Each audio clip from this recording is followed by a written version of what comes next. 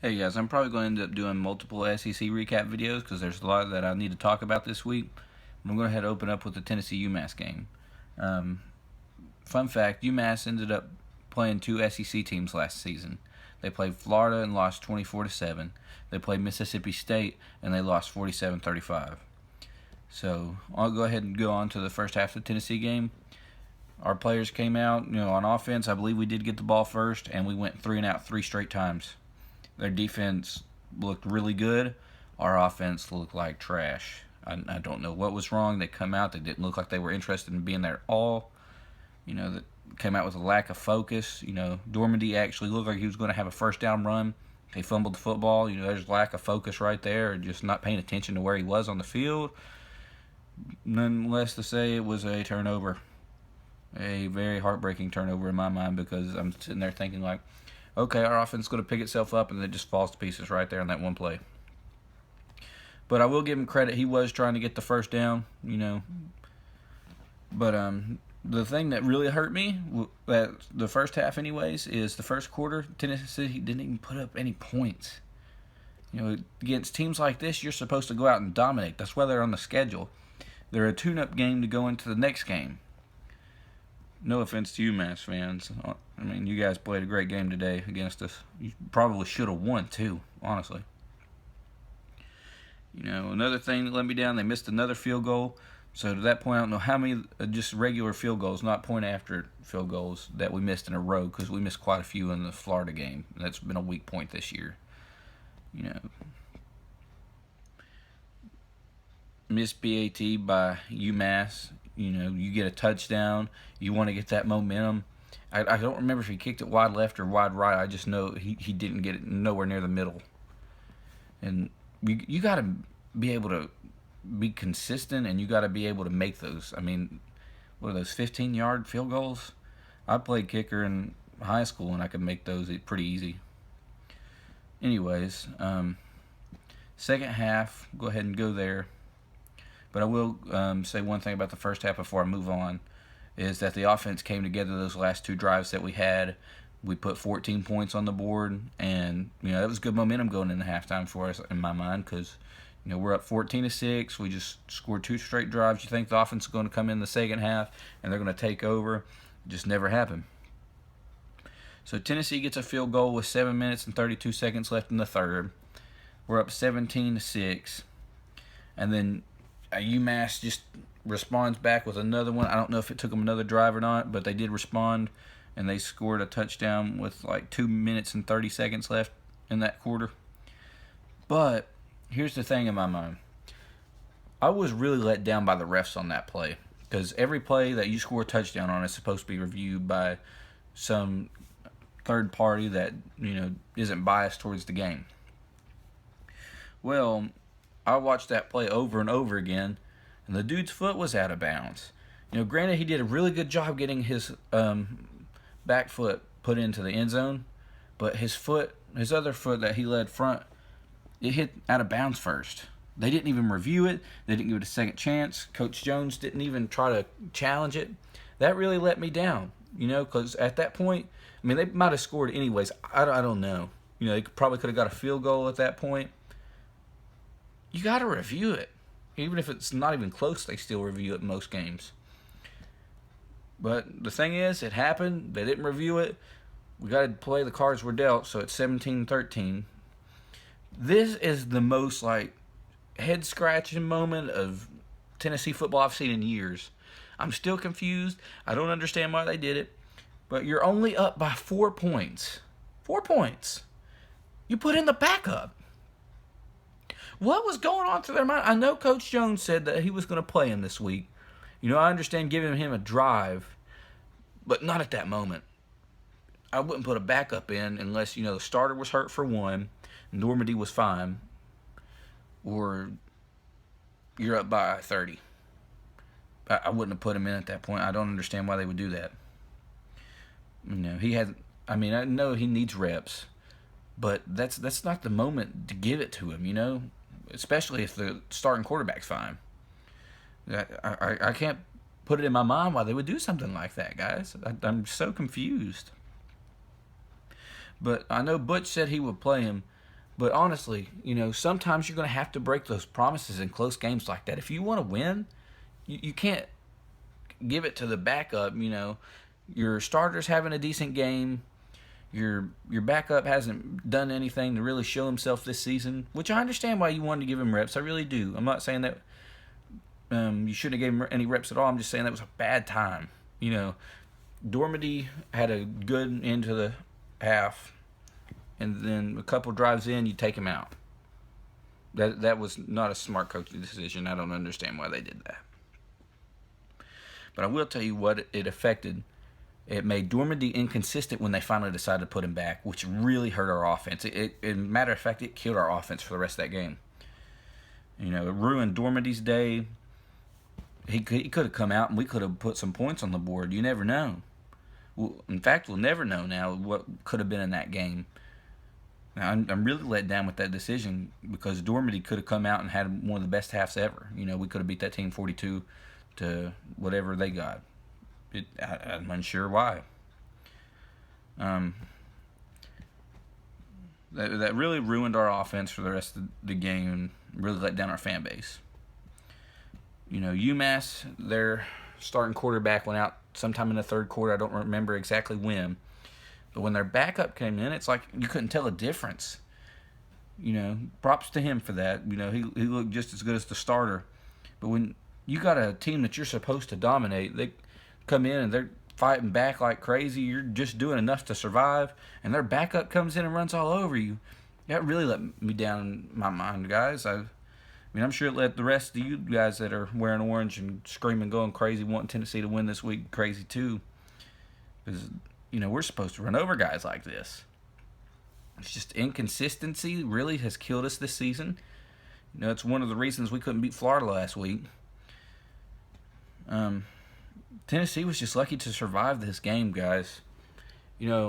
I tip my hat to UMass. They played a great game, and they probably should have beat us. But I will say this one thing.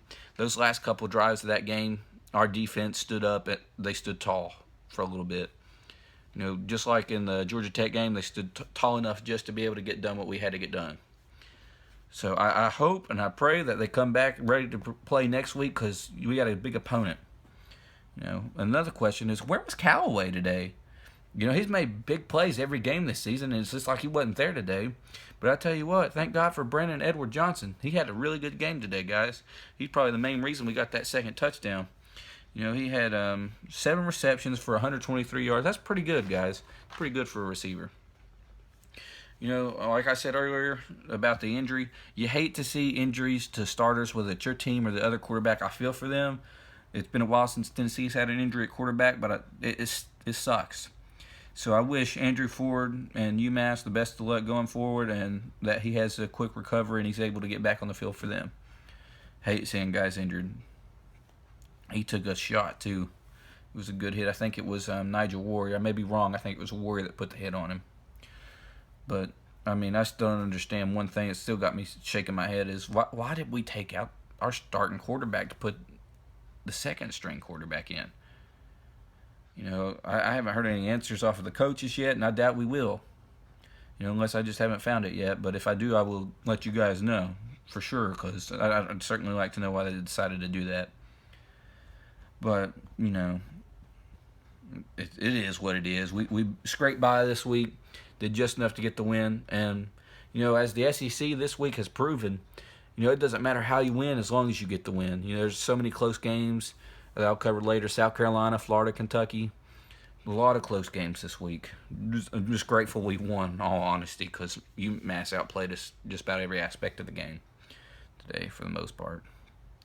So looking on the next week, we got Georgia coming to Knoxville, which is a good thing. Like I said in my video last week, you play at home. Home field advantage helps no matter who you're playing.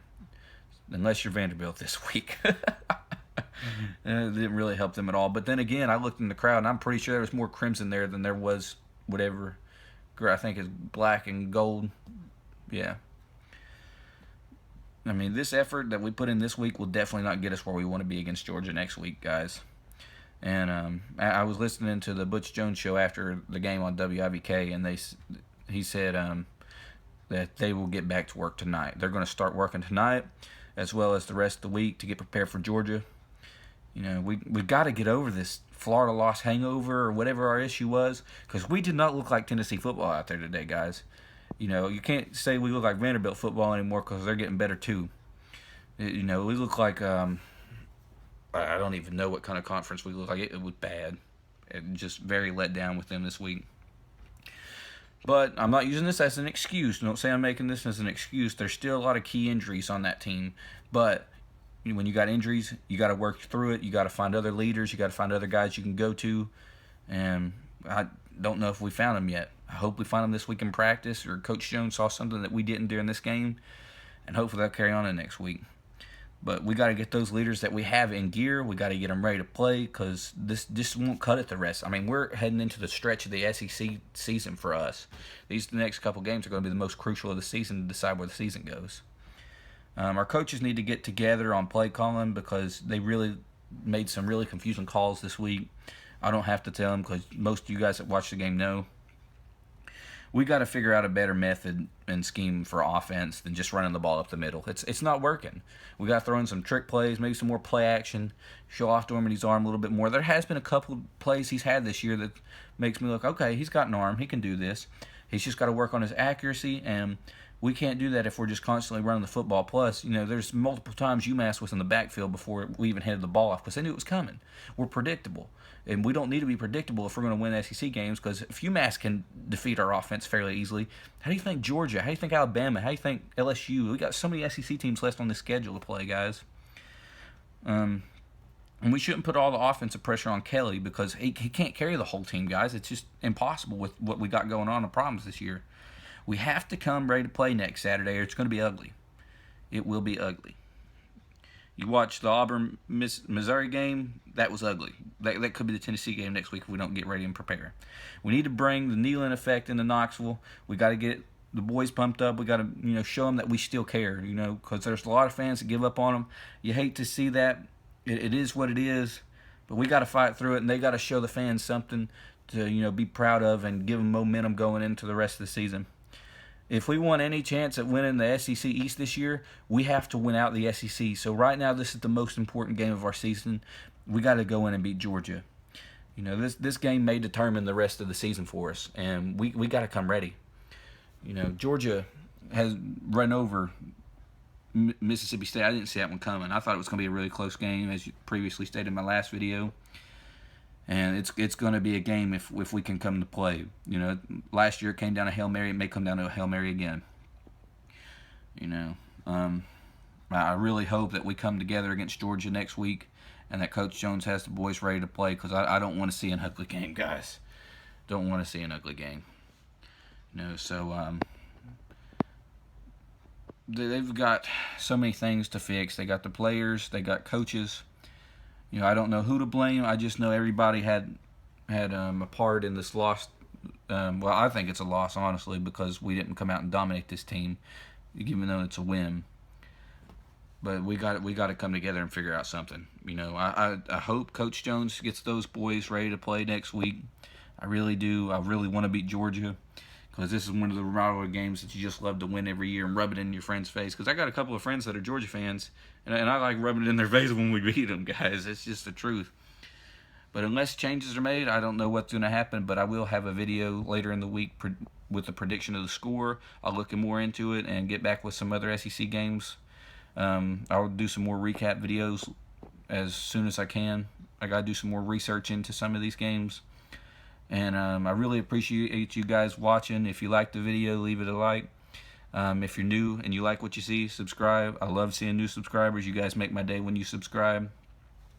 And I hope you guys learned something maybe about the Tennessee team. If you got any questions about this Tennessee team, leave it in the comments of this video or Facebook, whichever one I post it to. And really appreciate you guys for watching. And I will see you guys in the next video. Peace out.